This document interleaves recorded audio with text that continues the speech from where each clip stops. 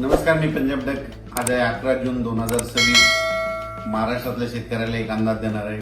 कारण की राज्यामध्ये काय झालं, मान्सून बऱ्याच मध्ये दाखल झाला, पण ते काय झालं काही जिल्ह्यातच झाला. म्हणजे सांगली जिल्हा, सोलापूर जिल्हा, त्याच्यानंतर सातारा, कोल्हापूर ह्या पट्ट्यामध्ये इकडं बीडच्या काही भागापर्यंत आला. पण त्याच्यानंतर ते तिथंच स्थिरावला. त्याच्यानंतर त्या मान्सूननं पूर्ण प्रगती केलीच नाही.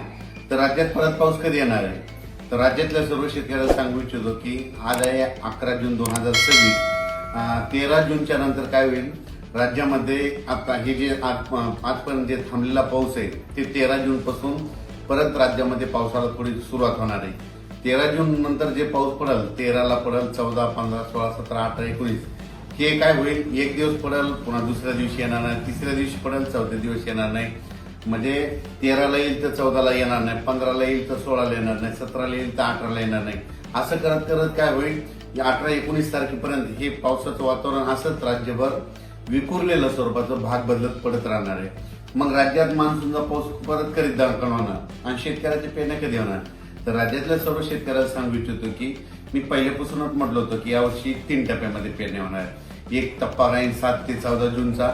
तर 7 ते 14 मध्ये काही भागामध्ये इकडं केजच्या पलीकडे तिकडं काही भागामध्ये जिथं जास्त पाऊस पडला तिकडे पेरण्या सुरू झाल्या, त्यांचे फोन देखील आले. इकडे सातारा, सांगली, कोल्हापूरकडे देखील ते सोयाबीन तिकडे देखील काही भागामध्ये पेरण्या सुरू झाल्या, लागवडी सुरू झाल्या. पण काय झालं त्याच्यानंतर महाराष्ट्रामध्ये की आपल्याकडं महाराष्ट्रामध्ये पाऊस सगळीकडे पावसाळत नाही.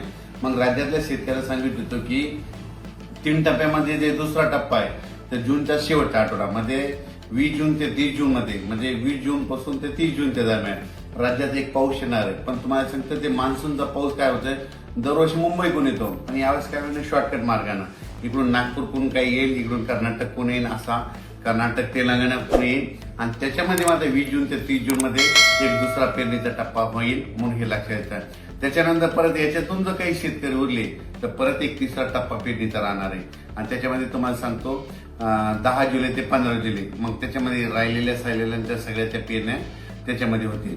पण शेतकऱ्याला माझी विनंती की जमिनीमध्ये चांगली ओल असेल तरच पेरणीचा निर्णय घ्या, नसता पेरणी करू नका. कारण की 4 बोट 6 बोट ओलीव पेरणी केली तर ती आतापर्यंत पटकेली जाते, ते स्वतःचा देखील अनुभव. म्हणून जमिनीमध्ये ईदवर ओल गेली त्यानंतर पेरणीचा निर्णय तुम्ही स्वतःचा घ्यायचा. आणि राज्यामध्ये मात्र 20 जून पासून म्हणजे 20 पासून काय होईल, बऱ्याच भागामध्ये पावसाला सुरुवात होईल. मग ते मान्सूनचाच पाऊस असेल 20च्या नंतर ते 21, 22, 23 जसं जसं ते जूनच्या शेवटच्या आठवडा येईल तसं मग काही भागामध्ये बऱ्याच ठिकाणी मान्सून दाखल होईल आणि त्याच्यामध्ये देखील एक पेरण्या होतील. आणि त्याच्यामधून जर काही शेतकरी उरले तर 10 जुलै ते 15 जुलैमध्ये पेरण्या होतील, म्हणून हे लक्षात घ्यायचं.